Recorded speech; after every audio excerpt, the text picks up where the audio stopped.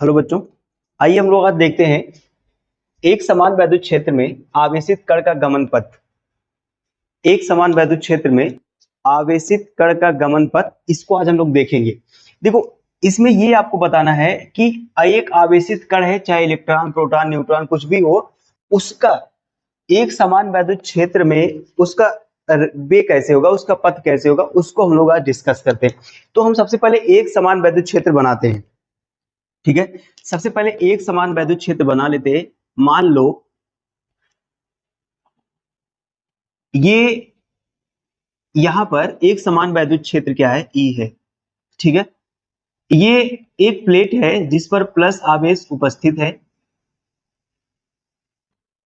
इसके नीचे जो है एक प्लेट और है जिस पर माइनस आवेश उपस्थित है। ठीक है, और अगर दो प्लेटें हैं और दो प्लेटें, इस पर पॉजिटिव दूसरे पर निगेटिव, तो आप जानते हो कि जो इसकी दिशा होगी ये होगी पॉजिटिव से निगेटिव की तरफ होगी। ठीक है, ये एक समान वैद्युत क्षेत्र। अब इसमें हमें बताना है कि जो आवेशित कण है, इलेक्ट्रॉन है, उसका गमन पथ कैसा होगा। ठीक है, इसको जानने के लिए हमें क्या करना होगा, सबसे पहले हम इलेक्ट्रॉन यहां लेते हैं। मान लो इलेक्ट्रॉन ले लो। ठीक है, एक आवेशित कण मान लो इलेक्ट्रॉन है, ये आवेशित कण है। इस पर आवेश क्या है, इलेक्ट्रॉन पर आवेश क्या होता है, निगेटिव होता है। और ये यहां से चलना प्रारंभ करता है। ठीक है, चलना क्या होगा, प्रारंभ करेगा। ये एक्स एक्सिस है, ये वाई एक्सिस है।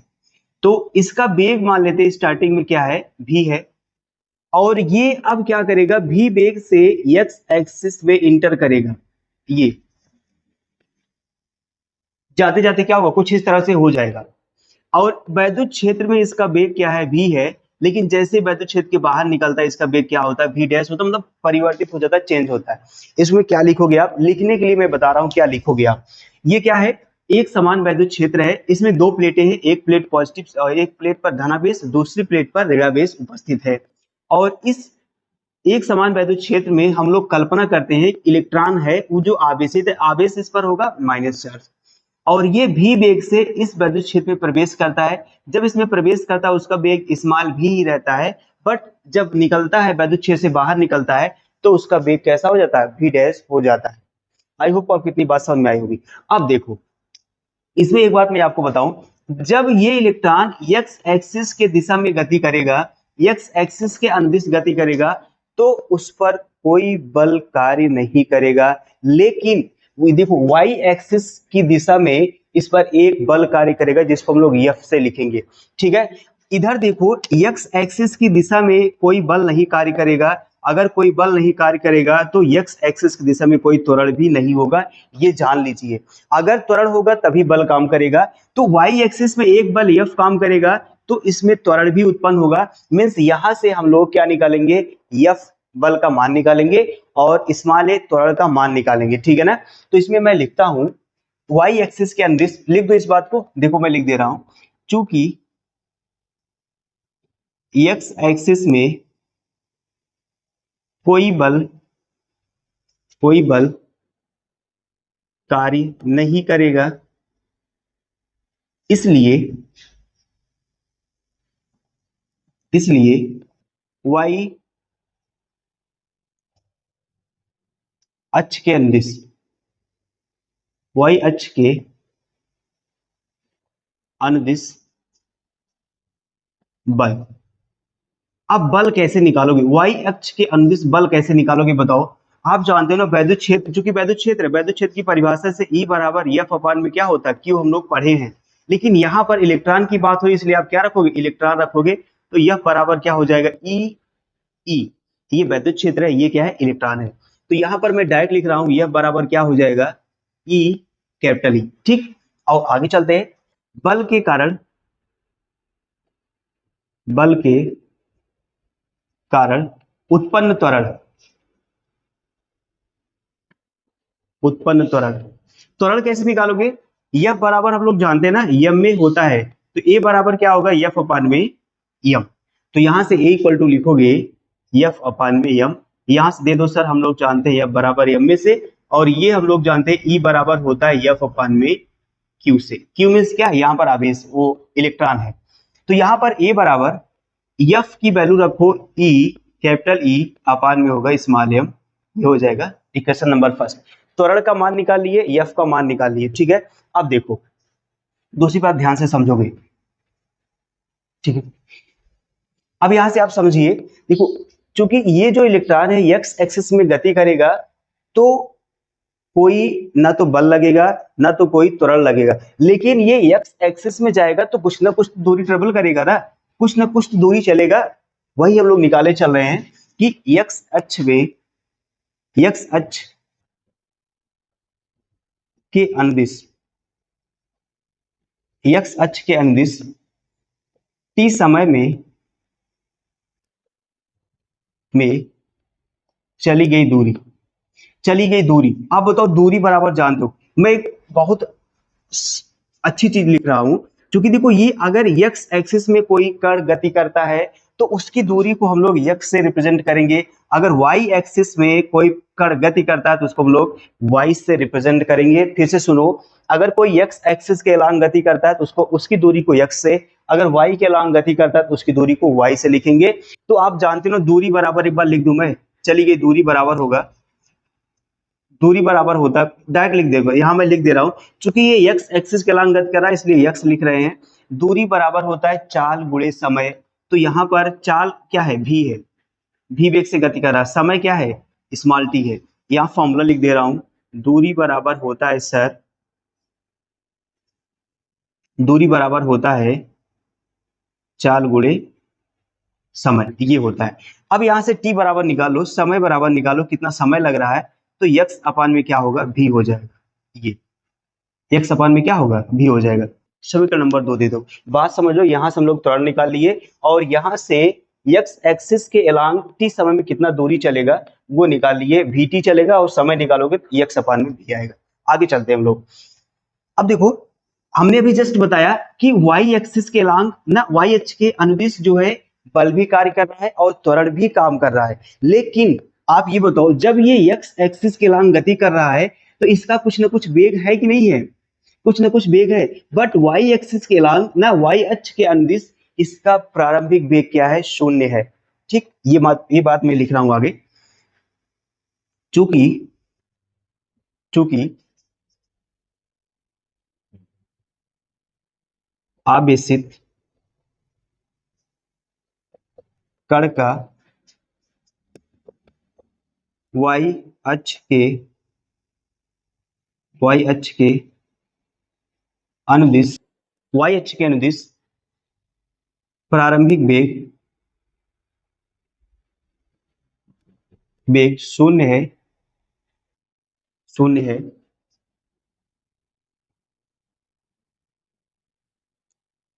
शून्य है। वाई अक्ष के अनुदिश क्या है, प्रारंभिक वेग शून्य है, इसलिए इसलिए टी समय में, ये वाई अक्ष के अनुदिश बात हो रही है, टी समय में चली गई दूरी, चली गई दूरी, इसको मैं आपको अच्छे से समझा रहा हूं। देखो हम लोग न्यूटन के द्वितीय नियम से जानते हैं, यस बराबर U T plus half A T square होता है, ठीक भैया। क्योंकि ये दूरी, दूरी क्या, ये जो यस दूरी है वो वाई अक्ष की दिशा में चली जा रही, देखो ना, आवेशित कण का वाई अक्ष के अनुदिश प्रारंभिक वेग शून्य है, वाई अक्ष में जाएगा तो प्रारंभिक वेग उसका शून्य होगा, इसलिए टी समय में वाई अक्ष के अनुदिश चली गई दूरी। तो अभी मैंने बताया कि अगर कोई दूरी एक्स एक्सिस के अलांग चली जा रही है तो उसको हम लोग स्मॉल एक्स से प्रेजेंट करेंगे, अगर वाई अक्ष के अनुदिश जा रही है तो उसको हम लोग स्मॉल वाई से। ये जो दूरी है, ये जो विस्थापन है वाई अक्ष के अनुदिश जा रहा है, इसलिए ये होगा आपका स्मॉल वाई, ठीक है। प्रारंभिक वेग उसका जीरो है, ये जीरो इंटू क्या होगा, T plus half A T square, ठीक। तो यहां से y इक्वल टू क्या आएगा, हाफ ए टी स्क्वायर, ये हो गया हमारे पास एक इक्वेशन आ गया। अब इसमें आप वैल्यू रखोगे, y इक्वल टू हाफ, ए की वैल्यू रख दो, ए की वैल्यू हमारे पास क्या है, ई अपान में स्मॉल एम, और टी की वैल्यू एक्स अपान में भी, इसका क्या होगा, होल स्क्वायर हो जाएगा, इसका क्या होगा, होल स्क्वायर। आगे इसको सॉल्व करते हैं, तो ये होगा y इक्वल टू, यहां देखो ये होगा ई कैपिटल ई एक्स स्क्वायर, अच्छा एक्स स्क्वायर थोड़ा मत लिखो, यहाँ इसको बनाओ 2m v², इसको एक ब्रैकेट में करो, यहाँ पर एक्स स्क्वायर, यहाँ पर एक्स स्क्वायर वी स्क्वायर साथ में लिखा गया। ये y इक्वल टू इस पूरे को, ये पूरा कांस्टेंट है, इसको पूरा कांस्टेंट c मान लो, ये हो जाएगा एक्स स्क्वायर। ये हमारा एक समीकरण है। अगर मैथ वाले स्टूडेंट होंगे तो वे समझते होंगे ये परवलय का इक्वेशन है। ठीक है, यहां दिखा दो, प्राप्त समीकरण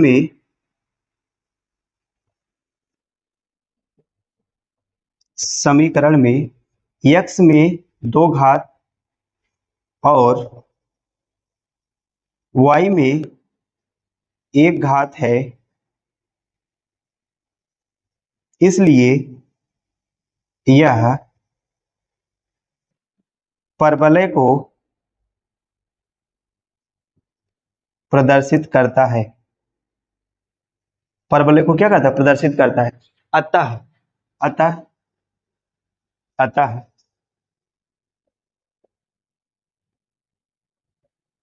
आवेशित कण का गमन पथ परवलयाकार होगा, परवलयाकार होगा। ठीक है, तो आई होप को आपको ये बात समझ में आई होगी कि अगर कोई एक समान वैद्युत क्षेत्र है, उसमें कोई आवेशित कण गति कर रहा है, तो उसका जो वे है, उसका जो पथ है वो कैसा होगा? परवलयाकार होगा। बहुत इंपॉर्टेंट है, इसको आप आराम से समझिएगा, एक बार और देख लीजिएगा, उम्मीद करते हैं आपको समझ में आ जाएगी सारी बातें। ठीक है, ये बहुत इंपॉर्टेंट है, नहीं है। इसी में थोड़ा सा मैं कुछ और निकाल दे रहा हूं, इतना पहले स्क्रीनशॉट लीजिए, आगे बढ़े उसके थोड़ा सा। ठीक, आगे चलते हैं।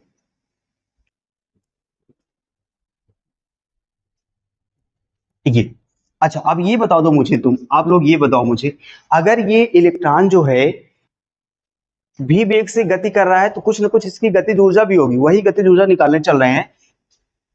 आवेशित कण की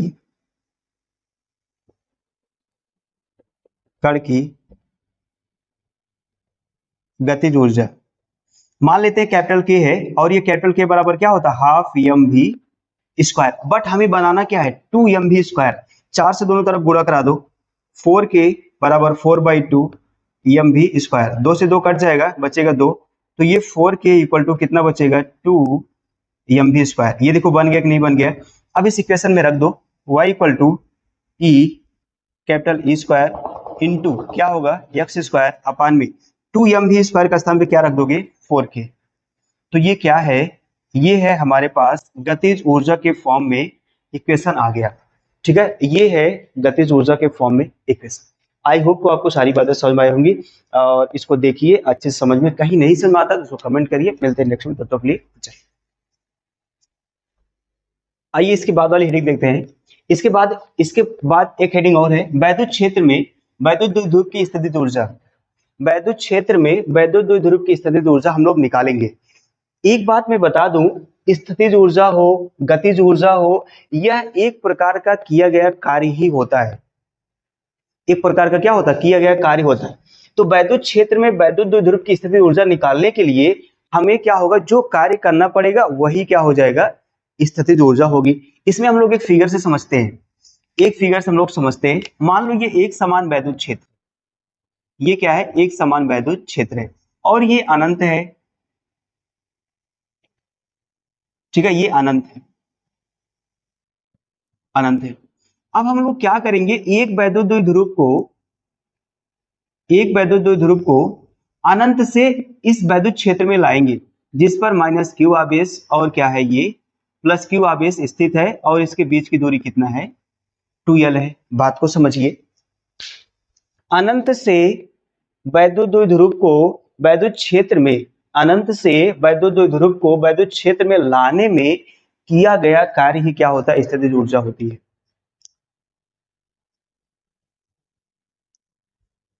वैद्युत द्विध्रुव को अनंत से वैद्युत क्षेत्र में लाने में जितना काम किया जाता है वह उसकी स्थितिज ऊर्जा होती है। बात समझ में आ गई? अब देखो, हम लोग अगर अनंत से वैद्युत द्विध्रुव को लाएंगे तो इस पहले सिरे पर काम कम करना होगा, इस दूसरे सिरे पर काम ज्यादा करना होगा। तो हम लोग इस दूसरे सिरे पर हम लोग क्या करेंगे? किया गया कार्य निकालेंगे। ठीक, आओ समझते हैं। तो हम लिखते हैं यही बात, अनंत से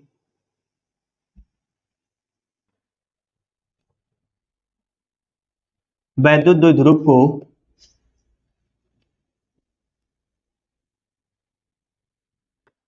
वैद्युत क्षेत्र में लाने में कुल किया गया कार्य,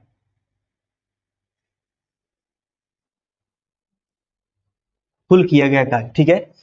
अनंत से वैद्युत द्विध्रुव को वैद्युत क्षेत्र में लाने में कुल किया गया कार्य को लिखते हैं W से। ये W बराबर होगा आवेश पर बल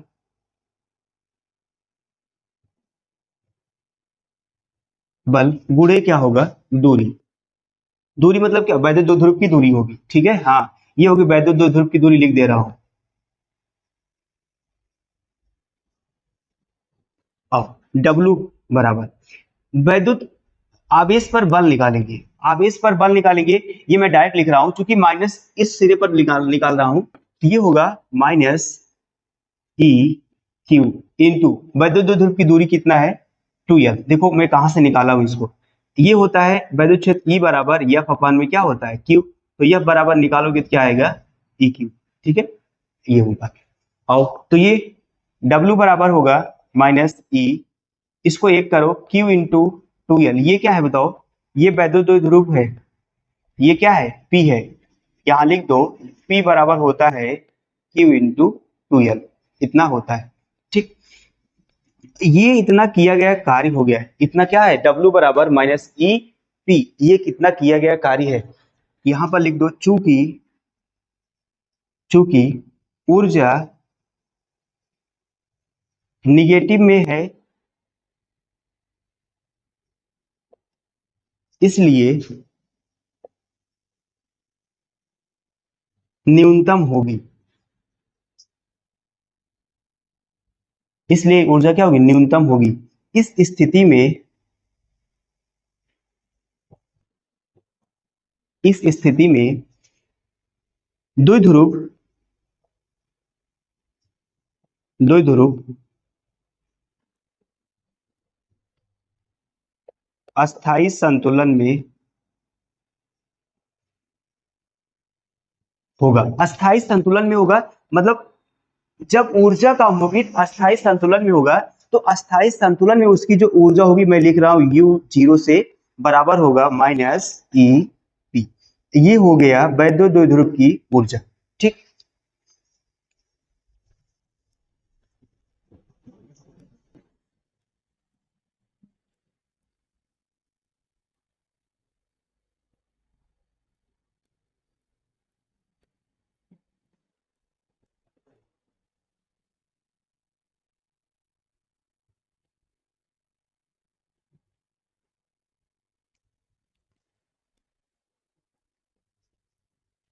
यहां पर आप लिखोगे वी नो दैट, हम लोग जानते हैं एक समान वैद्युत क्षेत्र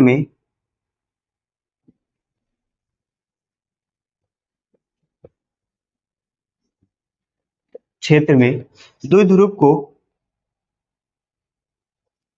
द्विध्रुव को थीटा को थीटा कोण से घुमाने में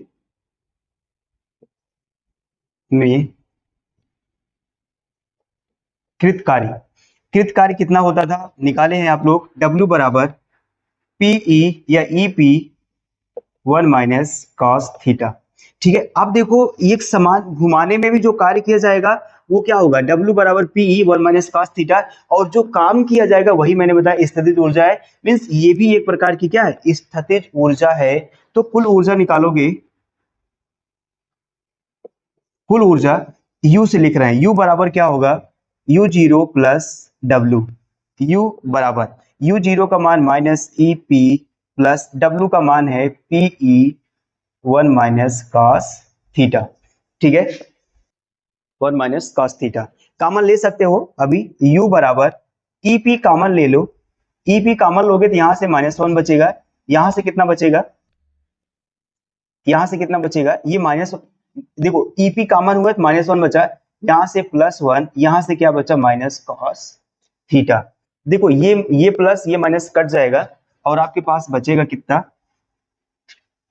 U बराबर ईपी, ये बचेगा माइनस कॉस थीटा, माइनस पहले लिख दे रहा हूं, ये हो जाएगा कॉस थीटा। एक बात मैं थोड़ा सा इसमें करेक्ट कर रहा हूं, एक समान वैद्युत क्षेत्र में द्विध्रुव को थीटा कोण से घुमाने में कृत कार्य, ये थीटा कोण से घुमाओगे तो इसको मैं लिख दे रहा हूं यू थीटा। इससे अभी आसानी होगी, सुविधा होगी, हमें पता चल जाएगा जो द्विध्रुव है उसको कितने अंश पर घुमाया जा रहा है, पता चल जाएगा। तो ये होता है हमारे पास ये व्यंजक, ठीक है।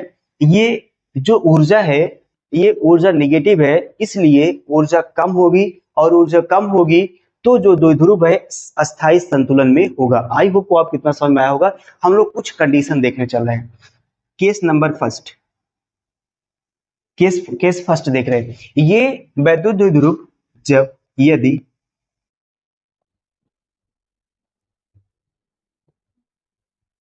वैद्युत द्विध्रुव वैद्युत क्षेत्र की दिशा में होगा, तो मान लो ये वैद्युत द्विध्रुव वैद्युत क्षेत्र की दिशा में होगा तो थीटा बराबर कितना डिग्री बनेगा, 0 डिग्री। अगर इसे मान लो ये वैद्युत क्षेत्र है और ये भी, ये दोनों एक ही दिशा में है तो पैरेलल होंगे, पैरेलल की कंडीशन में थीटा बराबर कितना, 0 डिग्री बनता है। तो यहां से यू, अब देखो थीटा बराबर 0, यहां पर रख दोगे 0 बराबर, ये होगा माइनस ई पी कॉस 0 अंश का मान होता है 1, तो यहां से आपको मिलेगा ई पी इंटू 1 और बराबर होगा माइनस ई पी। ये देखो जो u0 आपको मिला माइनस ई पी मिला, ये ऊर्जा इसमें न्यूनतम होगी। ऊर्जा क्या होगी, ऊर्जा मतलब स्थितिज ऊर्जा न्यूनतम होगी,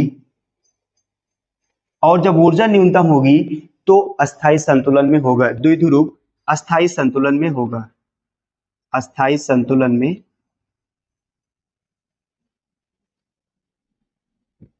अस्थायी संतुलन में होगा। माइनस है तो ऊर्जा न्यूनतम होगी, और न्यूनतम होगी तो जो द्विध्रुव है वो अस्थायी संतुलन में होगा। दूसरा case number second, case second देखते हैं। यदि द्विध्रुव